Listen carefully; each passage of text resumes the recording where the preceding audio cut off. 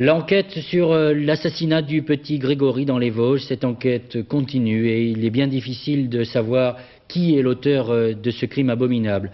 Nous allons maintenant faire le point de cette enquête difficile et notamment avec l'interview de l'avocat de la partie civile, la famille, les parents du petit Grégory. Grégory a un nom et un visage que tout le monde connaît. Mais aujourd'hui, 13 jours après sa mort, 13 jours après qu'on ait retrouvé son corps ligoté et noyé dans cette rivière, on ne sait toujours pas qui l'a tué, ni même pourquoi. Bien sûr, il y a ce fameux Corbeau, l'auteur des lettres et des appels téléphoniques anonymes, qui menaçait les parents de Grégory et ont revendiqué le crime. Mais pourquoi? On a parlé d'une affaire familiale, de rivalité, une piste qui semble aujourd'hui abandonnée. Les parents de Grégory, une famille plus modeste qu'on l'a d'abord dit, et qui ne comprend pas les raisons du drame qui la frappe.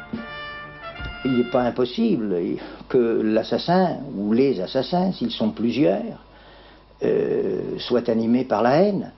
Mais, vous savez, on peut être haï sans savoir par qui, et on ne peut pas dire que s'ils ont connu une réussite sociale, ils ont connu une réussite due au travail. La mère travaille comme ouvrière dans une filature, le père travaille aussi dans une filature, nous sommes dans les Vosges, comme contremaître.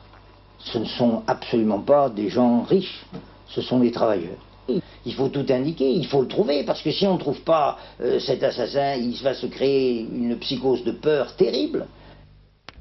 Les gendarmes ont entendu plus de 80 personnes. Plusieurs suspects ont été retenus, puis relâchés. Fausse piste.